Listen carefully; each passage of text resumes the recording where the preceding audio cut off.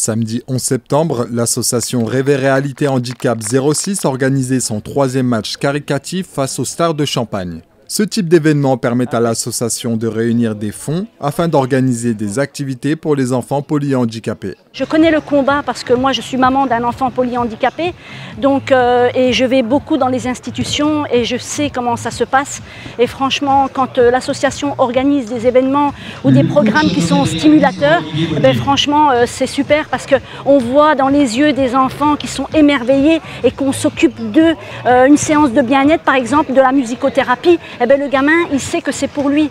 Donc c'est très important pour nous de se battre. Les amateurs comme les professionnels du football n'ont pas hésité à mouiller le maillot au profit de l'association. Je ne connaissais pas du tout l'existence de cette fondation et donc j'en ai parlé ici avec Mehdi que j'ai rencontré début de championnat avec Simon et il m'a parlé de ça, il m'a tendu la perche, il m'a demandé si ça m'intéressait éventuellement de participer à ça et j'ai tout de suite adhéré parce que je trouve que le foot reste une fête avant toute chose et quand ça se fait en plus pour une bonne cause, avec plaisir, donc ouais c'est très important, je me sens vraiment fier d'avoir été recruté pour ça, on va dire.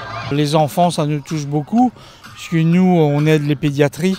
Donc voilà, quels que soient les enfants, quand on peut aider, on le fait, suivant nos moyens. Voilà, c'est le geste qui compte. Il n'y a pas de petits matchs, il n'y a pas de petites sommes, il n'y a pas de petits projets. Tous les projets sont beaux.